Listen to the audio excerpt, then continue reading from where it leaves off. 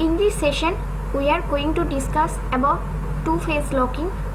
In short, we can call it as 2PL. Now, what is 2PL? In concurrency control, we have discussed many problems. We had a problem like lost update problem. We had a problem like dirty read problem, and those problems can be solved using 2PL. Means जो problem हम लोग simple locking से solve नहीं कर सकते वो 2PL में solve कर सकते हैं, क्योंकि 2PL में कुछ ज़्यादा फीचर्स है जिसके मदद से हम लोग वो प्रॉब्लम को सॉल्व कर सकते हैं कॉन्करेंसी कंट्रोल का, जो कि सिंपल लॉकिंग में सॉल्व नहीं कर सकते. Now what is to phase locking और 2PL? To phase locking also called 2PL is a method or a protocol of controlling concurrency processing in which all locking operation precede the first unlocking operation. Thus, a transaction is said to follow the two-phase locking protocol if all locking operations such as read lock, write lock precede the first unlock operation in the transaction. 2PL define how transaction acquire and relinquish lock. The essential discipline is that after transaction has released a lock, may not obtain any further lock. In practice, this means this transaction hold all their locks that they are ready to commit. Means to phase locking या फिर 2PL में हम लोग क्या करते हैं, पहले हर एक डेटा आइटम को लॉक करते हैं, उसके बाद लॉक करने के बाद उसको अनलॉक करते हैं. इससे क्या फ़ायदा होता है कि इससे जब भी कोई डेटा आइटम को हम लोग लॉक करते हैं तो वो डेटा आइटम दूसरा ट्रांजैक्शन को यूज़ नहीं कर पाता. आफ्टर अनलॉकिंग दूसरा ट्रांजैक्शन इसे यूज़ कर पाता है. अब जो टू फेज लॉकिंग है इसमें दो फेस है, तो वो दो फेस क्या है अब वो देखते हैं.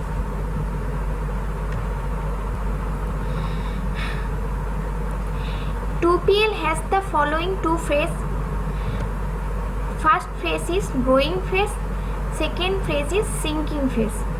Now what is growing phase? In which a transaction acquires all the required locks without unlocking any data. Once all locks have been acquired, the transaction is locked point. मतलब जब growing phase पे होता है तब क्या करते हैं, तब ट्रांजैक्शन हर एक डेटा आइटम को लॉक कर लेता है. मीन्स हर एक डेटा आइटम जो भी उस ट्रांजैक्शन के अंदर है वो लॉक्ड हो गया.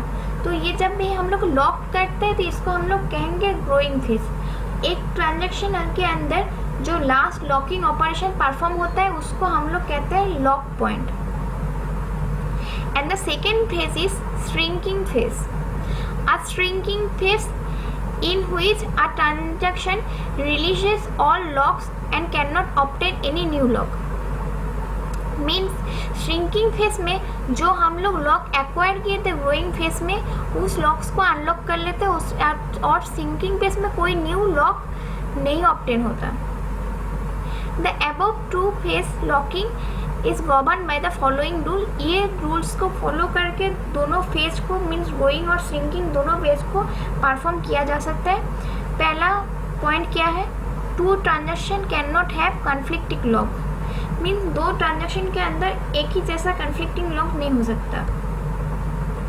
No unlock operation can precede a lock operation in the same transaction.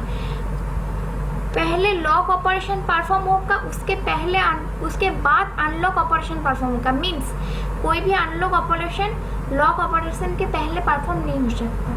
पहले तो लॉक ऑपरेशन होगा डेटा आइटम के ऊपर, उसके बाद हम लोग उसे अनलॉक करेंगे. No data are affected until all locks are obtained, that is until the transaction is in the locking point. जब तक कि लॉक ऑपरेशन परफॉर्म होगा तो जो लास्ट लॉक ऑपरेशन होगा उसको हम लोग कहेंगे लॉकिंग पॉइंट. जब तक लॉक ऑपरेशन परफॉर्म होगा हर एक डेटा के ऊपर कोई भी मतलब कुछ भी कोई भी काम दूसरा कोई ट्रांजैक्शन नहीं कर सकता क्योंकि वो लॉक्ड है. तो जब तक लॉकिंग पॉइंट तक नहीं आएगा, जब तक हर एक डेटा लॉक पॉइंट पर नहीं आएगा तब तक कोई भी डेटा इफेक्टेड नहीं होगा.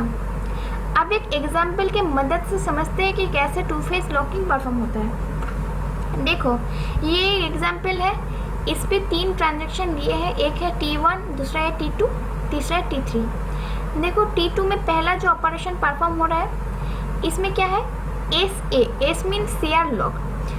शेयर लॉक एक्सक्लूसिव लॉक पहले वीडियो में मैंने डिस्कस कर चुकी हूँ, तो वो तुम लोग देख लेना अगर कॉन्सेप्ट क्लियर नहीं हो तो शेयर लॉक में क्या किया, एक डेटा आइटम है ए को क्या किया, पहले लॉक कर लिया, तो ये क्या है, ये लॉक्ड हो गया। अब देखो हम लोग पहला जो वीडियो था लॉकिंग में उसमें पढ़ चुके हैं कि 2 ट्रांजैक्शन के अंदर शेयर लॉक एक साथ मतलब परफॉर्म हो सकता है, मीन्स 2 ट्रांजैक्शन में शेयर लॉक एक साथ परफॉर्म हो सकता है। देखो यहाँ पे इसीलिए T2 में भी शेयर लॉक परफॉर्म हुआ। शेयर लॉक के अंदर डेटा आइटम क्या था, ए, तो इसको हमने पहले लॉक कर लिया। अब देखो T2 के अंदर भी शेयर लॉक परफॉर्म हो रहा है और इसमें क्या डेटा आइटम है ए, और इसको भी हम लोग लॉक कर लिए। पहले तो सबको लॉक करना पड़ेगा। देखो T2 में भी पहले लॉक हो रहा है उसके बाद अनलॉक हो रहा है, मीन्स 2 फेज में हो रहा है, पहले लॉकिंग उसके बाद अनलॉकिंग। T3 में भी पहले लॉक हो रहा है उसके बाद अनलॉक हो रहा है, T1 में भी पहले लॉक हो रहा है उसके बाद अनलॉक हो रहा है। L represent lock, U represent unlock. Okay, तो T2 में पहले क्या किया, एक शेयर लॉक को, एक शेयर आइटम जो है उसको क्या किया, लॉक कर लिया। इसके बाद देखो B डेटा आइटम के ऊपर एक्सक्लूसिव लॉक लगा लिया। अब क्या हुआ, A और B दोनों डेटा आइटम हैं। अब A और B को हम लोग शेयर अगर डेटा है, जैसे A क्या है, A शेयर लॉक पे है, तो इसको हम दूसरा ट्रांजेक्शन में यूज़ कर सकते हैं। लेकिन B क्या है, B एक्सक्लूसिव लॉक में है, तो जब तक B को हम लोग अनलॉक नहीं करेंगे तब तक B को हम लोग यूज़ नहीं कर सकते, क्योंकि एक्सक्लूसिव लॉक में both read and write operation perform होता था। लेकिन शेयर लॉक में क्या ऑपरेशन परफॉर्म होता था, सिर्फ रीड ऑपरेशन। फिर क्या किए, फिर हम लोग पहले A को अनलॉक किया उसके बाद B को अनलॉक कर दिए, ऐसे T2 का ऑपरेशन परफॉर्म हुआ। सिमिलरली T3 में भी देखो पहले एक शेयर लॉक ले लिए, उसको पहले लॉक कर लिए, उस डेटा आइटम क्या था A, उसके बाद एक एक्सक्लूसिव लॉक लिया, डेटा आइटम क्या है C, उसको भी लॉक कर लिया, उसके बाद दोनों का अनलॉक कर दिया, तो ये 2 फेज में हो रहा है। अब देखो T1 में, यहाँ पे देखो B जो डेटा आइटम था वो लेकिन एक्सक्लूसिव लॉक में था, तो अब T1 ने same data item means B को यूज़ किया। तो हम लोग पढ़े कि एक्सक्लूसिव लॉक में जो होता है उसको सेकेंड टाइम दूसरा कोई डेटा मीन्स कोई ट्रांजैक्शन अपना दूसरा डेटा आइटम को यूज़ नहीं कर सकता। मीन्स एक ही डेटा आइटम अगर एक्सक्लूसिव लॉक में है तो 2 ट्रांजैक्शन में यूज़ नहीं हो सकता। लेकिन देखो यहाँ पे हम लोग अनलॉक किए, अनलॉक करने के बाद T1 में हम लोग इसको यूज़ कर सकते हैं। मीन्स ये एक प्रॉब्लम था सिंपल लॉकिंग में, जिसको हम लोग ओवरकम कर लिए 2 फेज लॉकिंग में। तो अब क्या हुआ, ये जो एक्सक्लूसिव लॉक था B का, उसको हम लोग यहाँ पे शेयर लॉक में यूज़ किए। फिर और एक डेटा आइटम, क्योंकि यहाँ पे तो हम लोग इसको रिलीज़ कर दिए हैं, मीन्स जो डेटा आइटम लॉक किया हुआ था उसको हम लोग रिलीज़ कर लिए, इसलिए अभी T1 इसको यूज़ कर सकता है। तो क्या किया, पहले B का डेटा आइटम को शेयर लॉक में यूज़ किया, उसके बाद एक्सक्लूसिवली A का डेटा आइटम को यूज़ किया T1 ने, उसके बाद क्या किया, अनलॉक कर दिया A और B को। तो ऐसे ट्रांजैक्शन तीनों परफॉर्म हो गया। तो ये एक 2 फेज लॉकिंग का बहुत ही सुंदर एग्जाम्पल है। अब देखो आप क्वेश्चन आता है कि T2 में लॉक पॉइंट क्या है, T1 में लॉक पॉइंट क्या है, T3 में लॉक पॉइंट क्या है। देखो T1 में पहले T2 में देखो, T2 में लॉक पॉइंट क्या है, मैंने क्या कहा था कि जो लास्ट लॉकिंग ऑपरेशन परफॉर्म होता है वही उस ट्रांजैक्शन का लास्ट लॉक पॉइंट होता है। तो देखो T2 में लास्ट लॉकिंग ऑपरेशन कहाँ परफॉर्म हुआ, यहाँ पे L x B, तो ये क्या है, B डेटा आइटम के ऊपर एक्सक्लूसिव लॉक का ऑपरेशन परफॉर्म हुआ, तो यही है T2 का लॉकिंग पॉइंट। अब T3 का लॉकिंग पॉइंट क्या है, ये एक C के ऊपर एक्सक्लूसिव लॉक परफॉर्म हुआ, उसके बाद तो अनलॉकिंग स्टार्ट हो गया, तो यही T3 का लॉकिंग पॉइंट है। और T1 का लॉकिंग पॉइंट क्या है, L x A, मीन्स यहाँ पे देखो यही लास्ट ऑपरेशन परफॉर्म हुआ, इसके बाद कोई भी लास्ट ऑपरेशन परफॉर्म नहीं हुआ लॉकिंग का, इसके बाद अनलॉकिंग ऑपरेशन परफॉर्म हो गया। तो यहाँ पे लॉकिंग पॉइंट क्या है, LXA मीन्स लॉकिंग पॉइंट आने के बाद, लॉकिंग पॉइंट से पहले क्या होता है, ग्रोइंग फेज चलता है, लॉकिंग पॉइंट में आने के बाद क्या होता है, सिंकिंग फेज चलता है।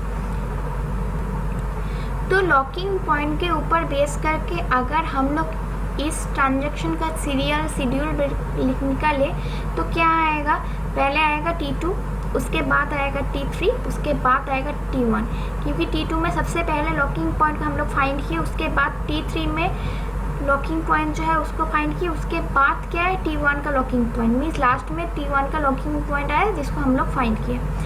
अब एक डायग्राम की मदद से समझते हैं कि कैसे श्रिंकिंग फेज और ग्रोइंग फेज काम करते हैं। देखो ये एक डायग्राम है, तो पहले तो ये स्टार्टिंग पॉइंट है, ये एक ट्रांजैक्शन सपोज चल रहा है, तो पहले हम लोग क्या करेंगे, हर एक डेटा आइटम को लॉक करेंगे, मीन्स लॉकिंग एक्विजिशन होगा। तो ये जो लॉकिंग एक्विजिशन का फेज है इसको हम लोग कहेंगे ग्रोइंग फेज। ओके, जैसे कि हम लोग प्रीवियस एग्जाम्पल पे देखें कि एक होता है लॉकिंग पॉइंट, जिसके बाद स्टार्ट होता है क्या, श्रिंकिंग फेज मीन्स अनलॉक करने का टाइम। तो ये लॉकिंग पॉइंट क्या होता है, जो लास्ट लॉक ऑपरेशन होता है उसको हम लोग उस ट्रांजैक्शन का लॉकिंग पॉइंट कहते हैं। उसके बाद लॉकिंग पॉइंट के बाद क्या होता है, हम लोग अनलॉक कर लेते हैं। तो अनलॉक करने का जो ऑपरेशन है, मीन्स लॉक को रिलीज करने का जो ऑपरेशन है, इसे हम लोग कहते हैं श्रिंकिंग फेज। तो यही एक डायग्राम है टू फेज लॉकिंग का। तो आई होप तुम लोगों को समझ आ गया होगा। अगर नहीं आया तो कमेंट सेक्शन पे कमेंट करना।